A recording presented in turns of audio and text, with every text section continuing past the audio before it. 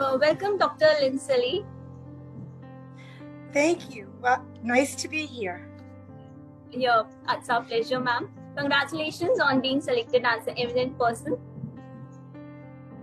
I am honored and privileged to be part of this wonderful organization. That's our pleasure, ma'am. So, starting with our interaction, I would like to just like to know about your academic profession as well as please introduce yourself. As you said, I'm Dr. Lynne Celli, and I am the Dean of Graduate and Professional Education at LaSalle University in Newton, Massachusetts, in the United States of America. And my background is in leadership. I have been working in various roles in pre-K through higher education leadership, in teaching and learning for decades, and I continue to teach as well as to hold administrative positions. And my passion is leadership, but most importantly, transformational leadership and being innovative and proactive so that we are ever evolving in a growth mindset as leaders. Okay, ma'am. So I think you might have given many talks also on leadership, attended multiple conferences as well, right? Yes, I have given multiple talks at the Eurasia conferences, and they have been on different aspects of leadership. The most recent one being the mindful leader, the focus on social and emotional development for everyone, and how that helps build collaborative teams. I've done keynotes and breakout sessions on leadership as it relates to success of students, how we can be leaders in the classroom. And I've done talks on other types of research that I've done, which I also do, and that's learning styles. And that's not only learning styles for leaders, but understanding learning styles as teachers for our students. Okay, so all these topics are very interesting now. Yes, they are. I have a sort of a rainbow of topics of research, but they're all interrelated. Leadership being the focus. I've written and published on leadership, the adult learning theory, which all ties into leadership.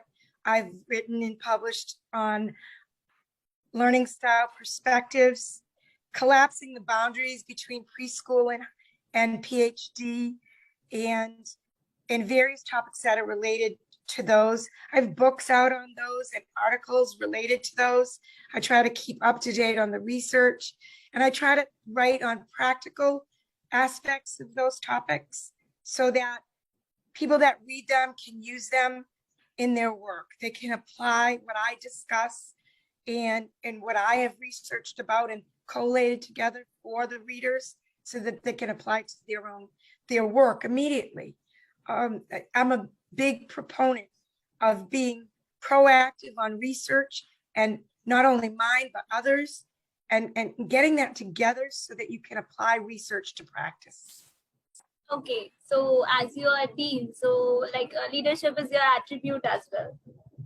Yes, my training is a Bachelor of Arts in Sociology, and education, which helps me understand the interactions of groups, and my master's and PhD from Boston College are in leadership and administration. So that brings together everything. And there's a curriculum aspect of that too. So I understand the continuum and the scaffolding of skill sets at every level. I've held every position at every level from preschool through higher education, except for being a president of a college.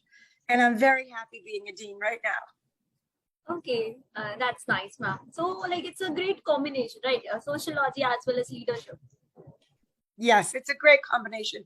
I can be in a room, and I pride myself on trying to understand and personalize discussions, whether it's a discussion like we're having now, or whether it's a discussion with a large group that I'm face to face with. I've been in large ballrooms with 1,000 people, and I don't stand at the podium and talk. I want a mobile microphone because I want to make eye contact. I want to get to know as many people as I can in the short time that I have, so that what I'm discussing is interactive and I can make personal for the people that I'm talking with and having a discussion with in a presentation or a session. Okay. So just ma'am, like going up away from the topic, I would just like to ask that, like in your personal life, like anybody else is also involved from your family doing research, or anybody who is also in the same direction of leadership?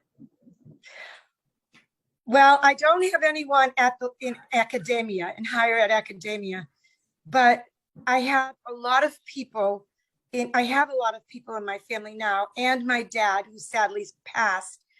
He ran a business for 57 years. Oh, And he worked himself up from, after graduating from Boston College with a bachelor's degree in economics. He was my role model in terms of work ethic, but also a role model in terms of impact on how to lead. He was with his people all the time, even when he became president and CEO. It was his people. It was the collaborative nature. Back then, growing up and watching it and becoming a young adult and going to university, we didn't have labels for these kinds of things. We didn't have research for that yet.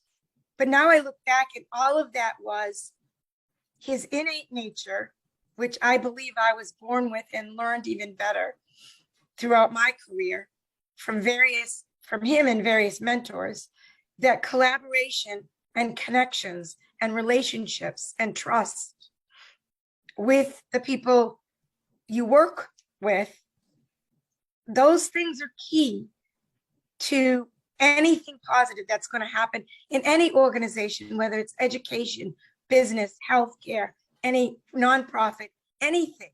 And so very young, at a very young age, I saw that. It was modeled for me. I modeled that for my children. I try to model that for the people with whom I work now and for the organizations with whom I'm involved with. that's good to know. So clearly that is in your genes. It is, I believe in the nature nurture theory, and I believe this is in large part nature. Yes, in large part nature, but because I embraced it and looked for mentors and coaches as a young leader at 27, when I became a principal at 27, I looked for mentors and coaches that were going to complement and help me grow in that area. That's so good to hear about. So just asking about, ma'am, the recent research which you actually presented at the London conference and was about the mindful leader, focus on socio-economic development of all. So would you like to say briefly, like address about that topic? I would. I think it's so important. Again, it's on leadership, as we discussed earlier, but I always feel like another important piece of my research pre-pandemic, I want to emphasize pre-pandemic, and it was often forgotten, and I built programs around this pre-pandemic, was the social emotional aspect of any of us and how that interfaces with the work we do on a daily basis, not only in our personal lives, but in our professional life, and often forgotten.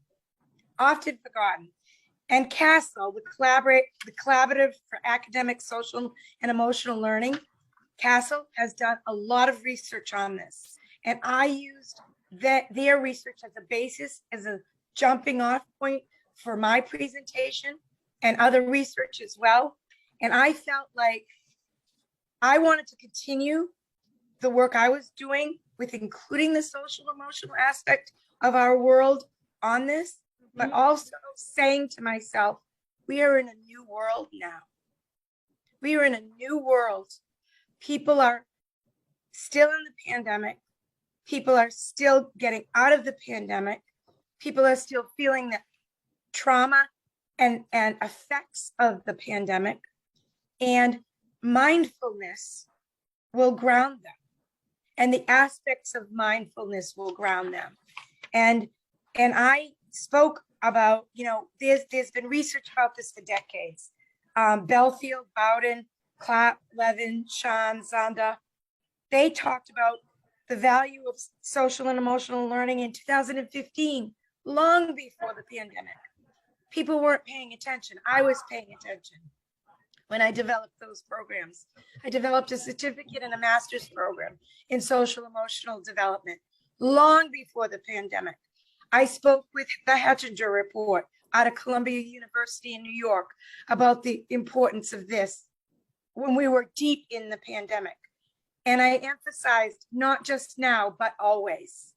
And these aspects of social emotional development and the benefits of understanding ourselves so we can understand others in our personal and professional lives can't be underscored enough. I concentrated on 5 areas. I mean, this is a broad topic that can be infused in leadership, and I could talk about it for hours. But let me just say that I talked about the 5 areas that I felt were a good foundation for leaders to take away with and reflect on, and maybe do some more excuse me, some more research on their own about it and how it could play into their work. So mindfulness being the overarching topic, but self-awareness and self-management and social awareness and relationship skills and responsible decision-making. And that last one in a professional career is critical. And the way Castle promotes it is that they promote it in a wheel where social emotional learning and understanding is the center of the wheel, but then everything else ripples out and ripples out.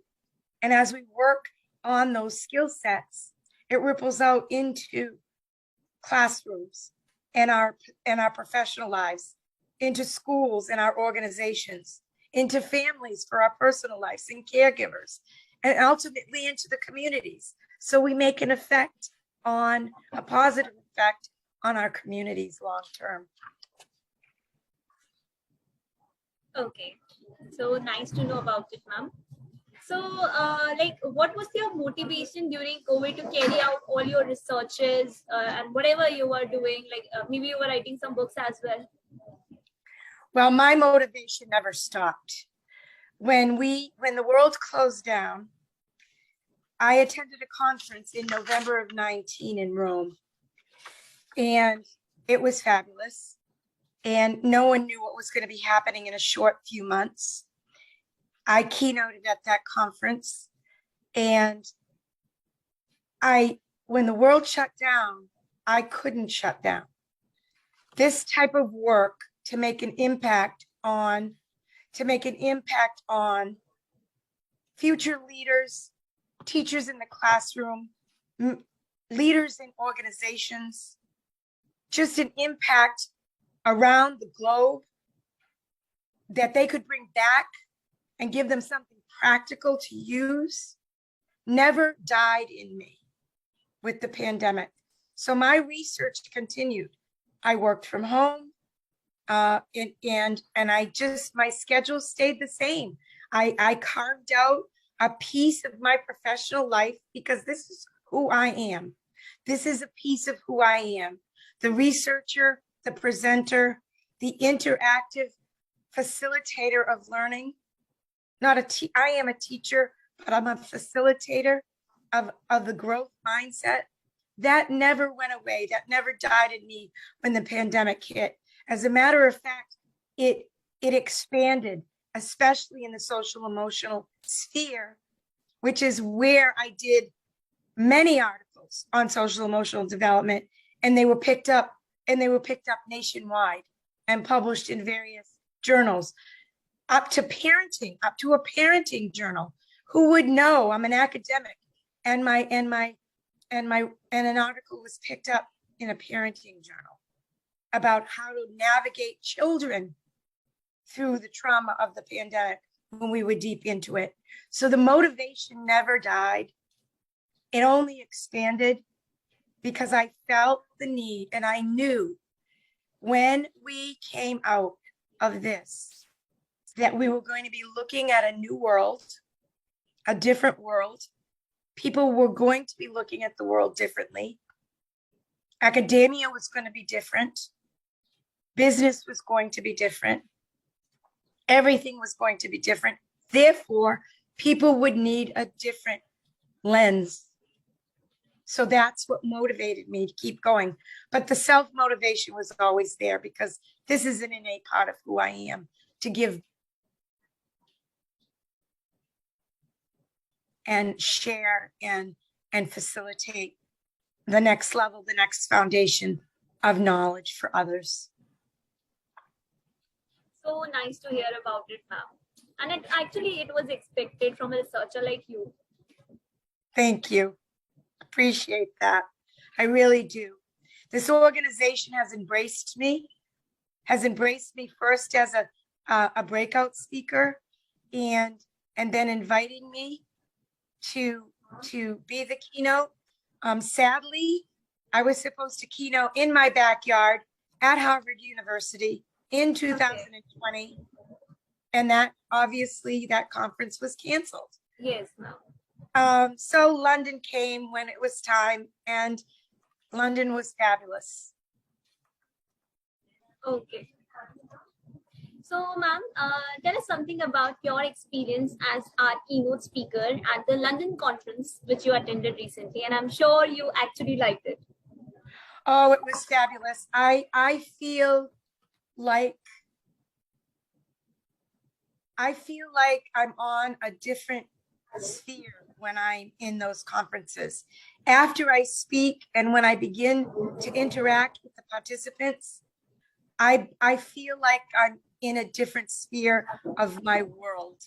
I hear about people's work in their own institutions, in their own organizations globally, and I am in the growth mindset.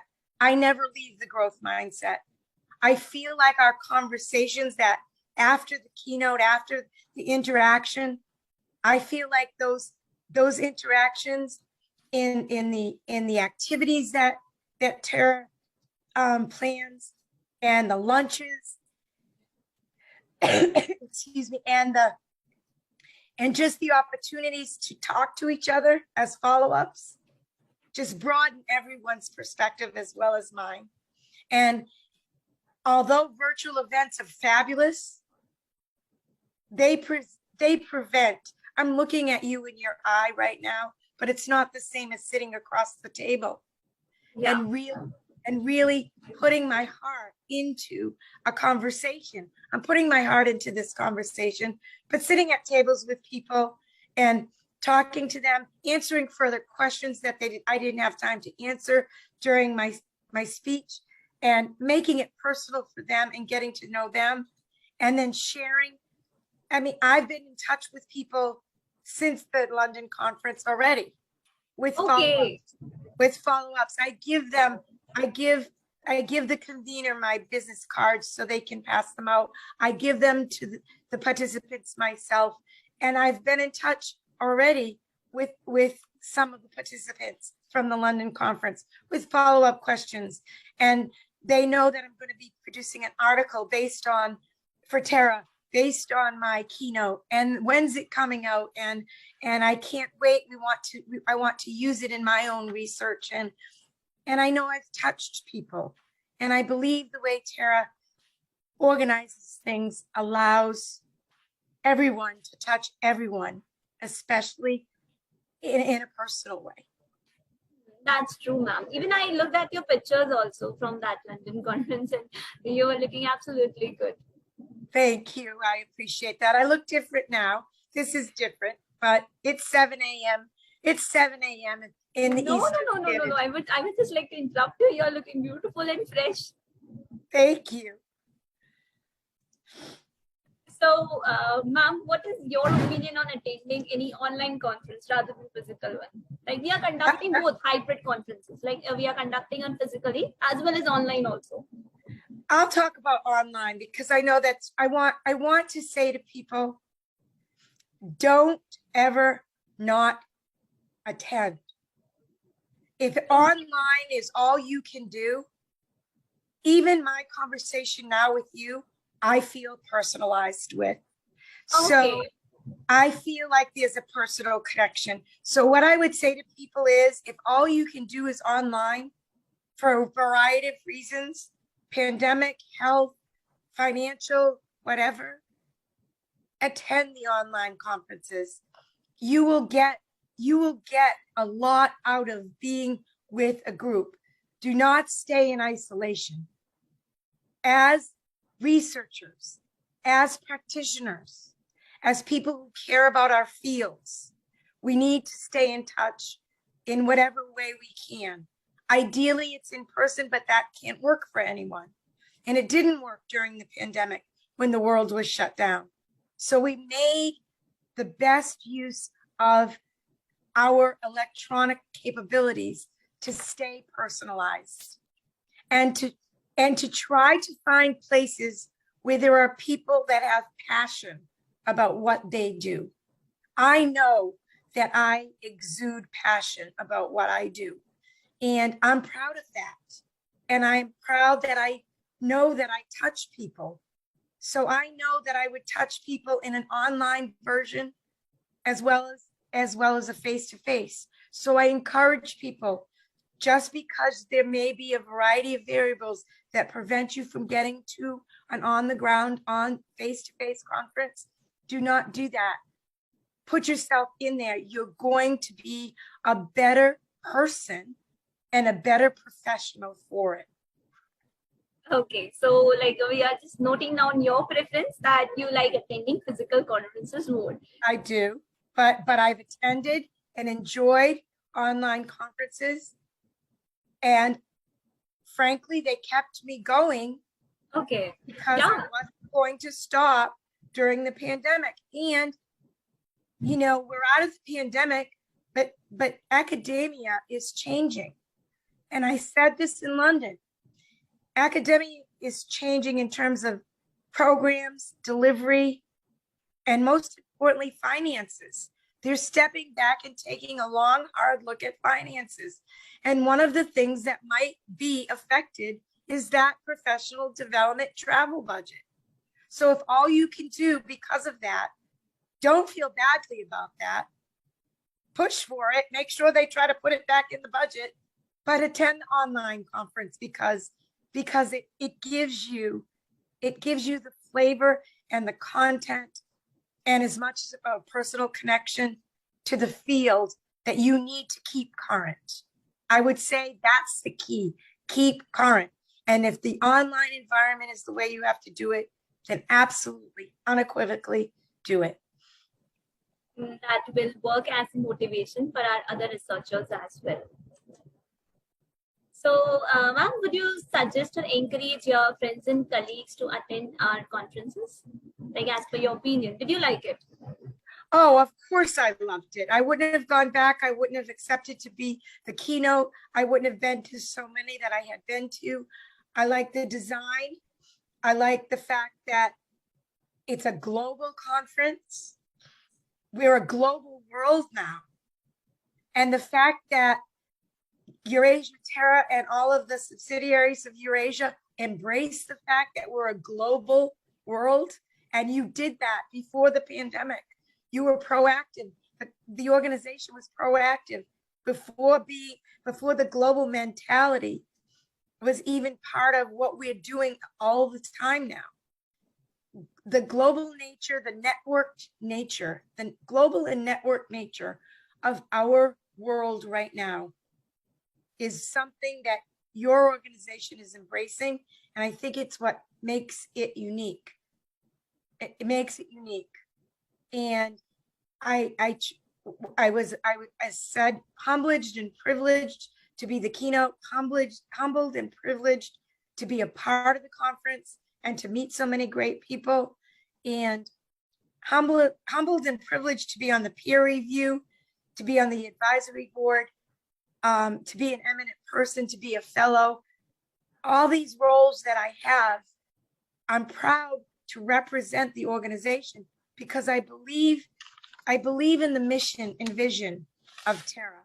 And it says it aims to bring the world together, researchers worldwide and professionals, and to encourage intellectual development.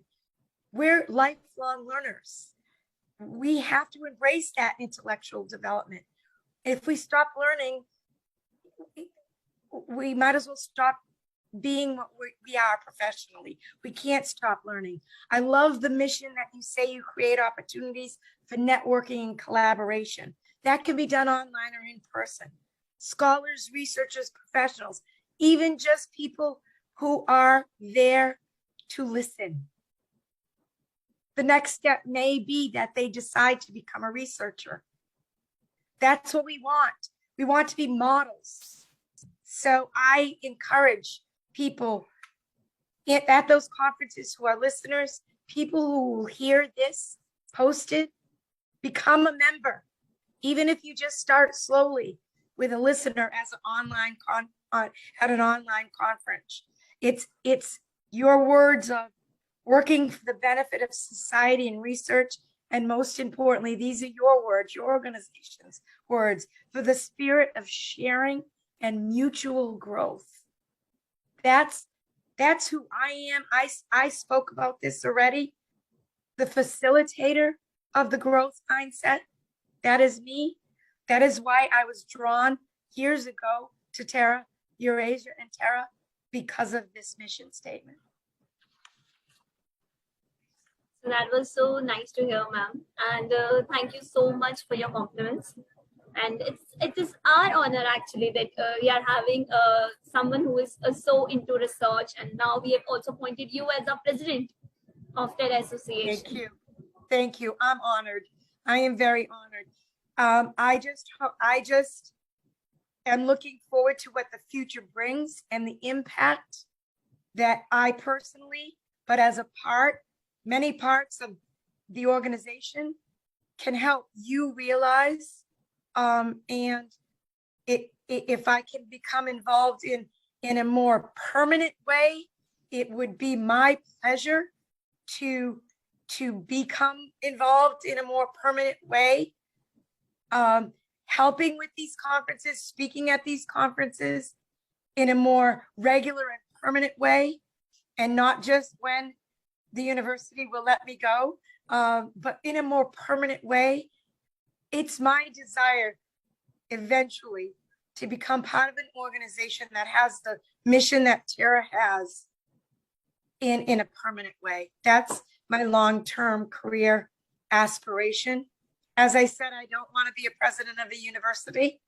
My dean role allows me the flexibility day to day to do this kind of work with the people, my team, as well as to do the work as a volunteer for Terra and Eurasia.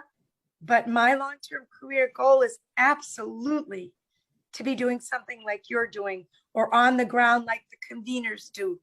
That is my goal, because then I can touch more people than just my 2 or 3 conferences during a year. Okay, so I myself is a convener. And, oh, yeah. Yes, and I'm also into conversation with you on emails as well. So I know exactly what we are communicating. Wonderful. And that doesn't, I know you're going to edit this before you post it, but I wanted you to know that my desire is eventually, because I've had such wonderful experience and believe from the deepest depths of my heart that this kind of work can't stop. It has to keep going, and people need to be in organizations at leadership positions in the organizations to keep them going and to keep them running and to keep them positive and to get more members around the world. Okay. And so, you know where the good place to go is in higher education, because I've done this, is at those leadership programs in master's level and doctoral level programs.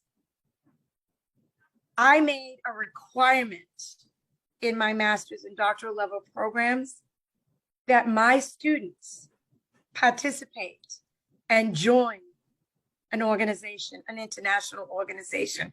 such as this.